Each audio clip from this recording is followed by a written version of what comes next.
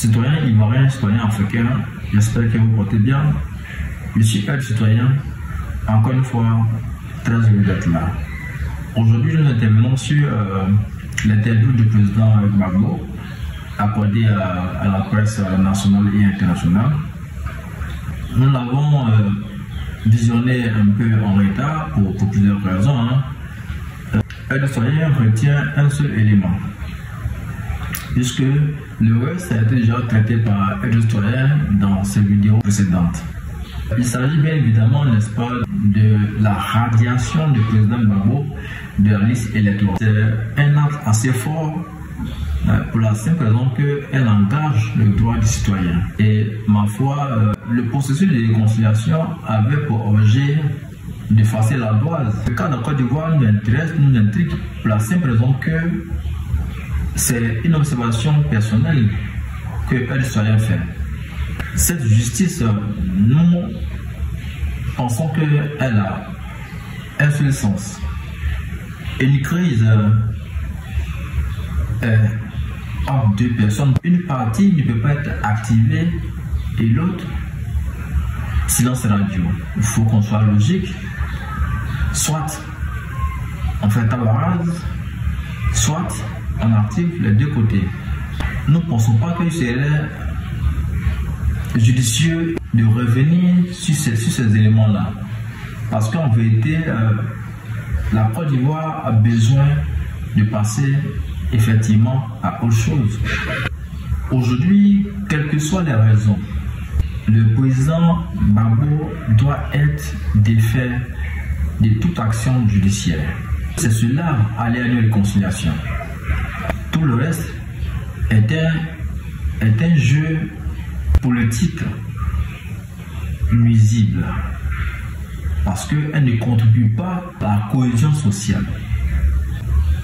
Aide Citoyen a toujours dit que quand on s'attaque à un leader politique de la trempe du président Gbagbo, vous attaquez aussi à ses militants. Si vous endossez une partie de ces militants, vous ne contribuez pas à la cohésion sociale. Vous comprenez? Aide Citoyen dit au président Gbagbo: Papa Gbagbo, vous avez plus de l'âge. Vous êtes encore combatif, mais vous avez plus de l'âge et nous vous disons de vous reposer parce que vous avez des enfants.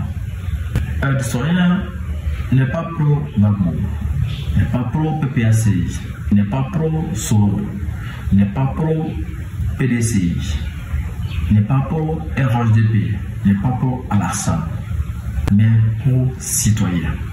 Et donc, partout où un citoyen sera confronté à un problème de justice, le citoyen sera présent. Nous disons au président Gbagbo de se reposer. Au moment opportun, nous demanderons à Papa Alassane ce qu'il en est. Nous pensons que dans une société, c'est l'homme qui crée les lois.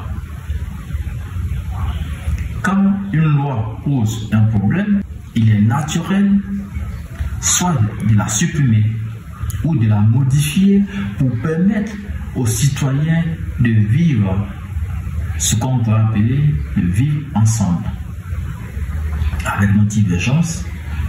Et donc, aujourd'hui, on ne peut pas trouver de prétexte. Nous pensons que, de la même manière que le président Gbagbo, en son temps, pour éviter des crises politiques, a pris des décisions politiques pour que le président Alassane soit éligible à une élection présidentielle en Côte d'Ivoire. De la même manière, au moment opportun, nous demanderons au président Alassane de faire pareil, de vous rendre la monnaie. Pour le moment, nous considérons que c'est une procédure qui est en cours et le moment opportun, nous reviendrons sur la démarche, n'est-ce pas, à suivre. On doit arrêter de distraire le citoyen ivoirien. Nous voudrions que dans ce pays, qu'on n'entende plus dire que tel citoyen n'est pas éligible, que tel citoyen n'est pas apte à prendre part à des élections. Parce que si nous voulons parler de justice, n'allons pas à la réconciliation. Retournons et prenons cas par cas et engageons des procédures contre tous les individus qui ont participé à la crise électorale. La justice ne peut pas être appliquée à une partie. Il faut qu'on arrête ça. Nous voulons passer à autre chose. Nous allons nous précipiter. Nous attendions, n'est-ce pas, que certaines choses se confirment. Nous disons d'abord que la génération qui vient prend le relais de ces luttes. Nous avons compris votre lutte politique. Nous vous remercions pour tout ce que vous avez pu faire et tenter de faire. La société évolue. Les gens évoluent. Les nations évoluent.